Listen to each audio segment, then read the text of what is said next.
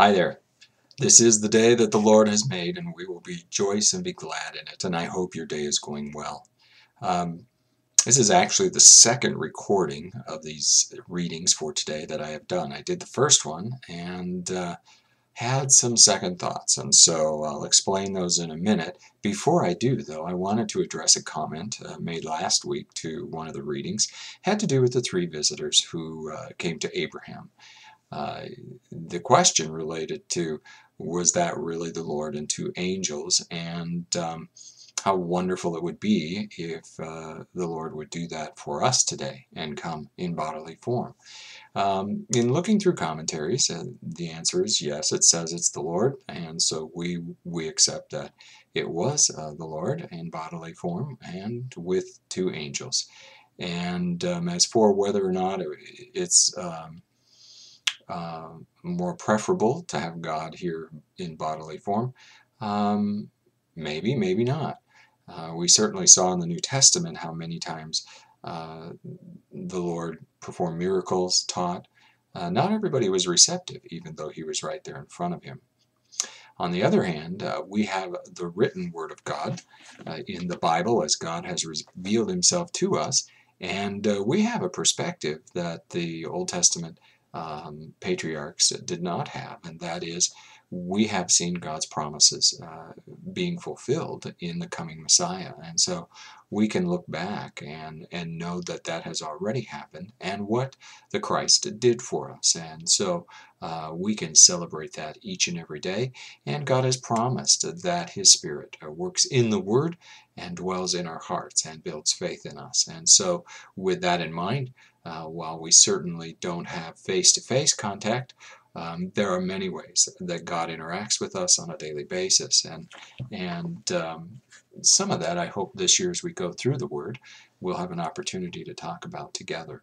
Now that brings me to today's readings, and I have to tell you, the first time I recorded for those readings today, when I got done I felt like I had been not so much too hard on Jacob and Laban and Rachel and Leah.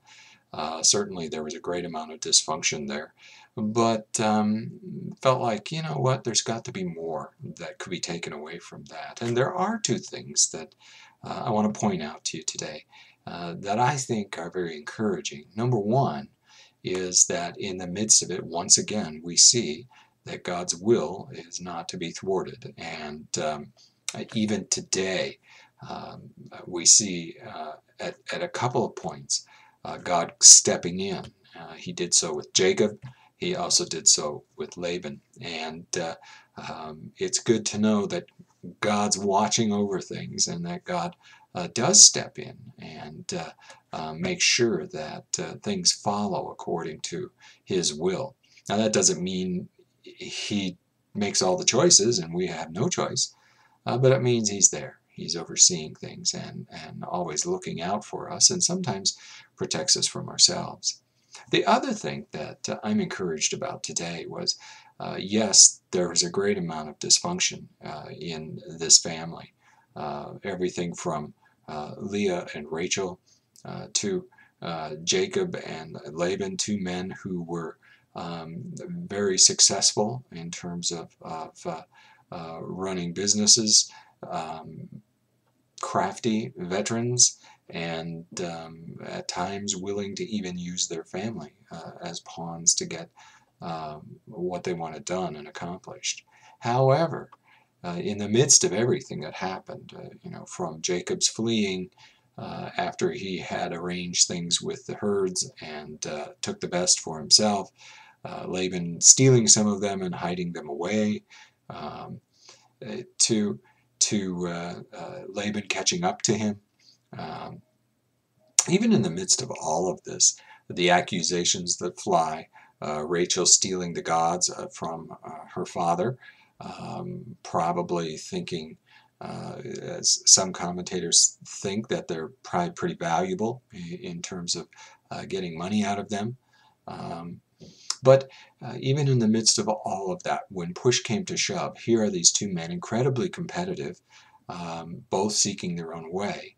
And yet, in the end, we see them able to confront one another openly, and then under the Lord's auspices find a solution, and ultimately build a monument that says, okay, this is where we make a deal. This is what I will do, this is what you will do, and we will honor that agreement. And they did. And so even in the midst of all of that, tempered by, of course, the Lord's interceding, they are able to come to an agreement. And I think that that helps us and provides us a model for our relationships. With sin in us, in the world, relationships are always going to be difficult, and yet God has created us to be in relationship.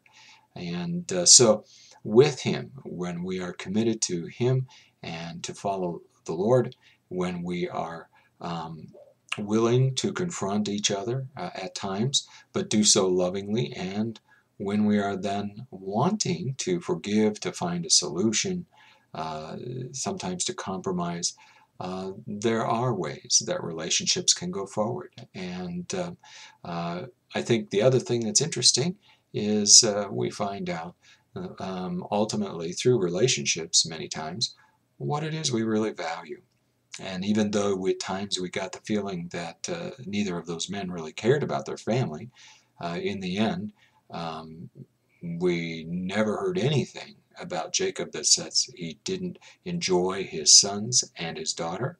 And when it came to the end, Laban kissed his children and grandchildren goodbye and made Jacob swear to be faithful to his wives and to protect his children. And so even in the midst of everything, they were there and loved their children and were willing to follow the Lord. And so that for us maybe gives us some encouragement as we live in the relationships that we have from day to day. So I guess I would say for me, this offers a time for some personal reflections on how I value the relationships around me. And maybe that would be something you could consider today too. Look forward to talking with you again soon. Have a great day in the Lord.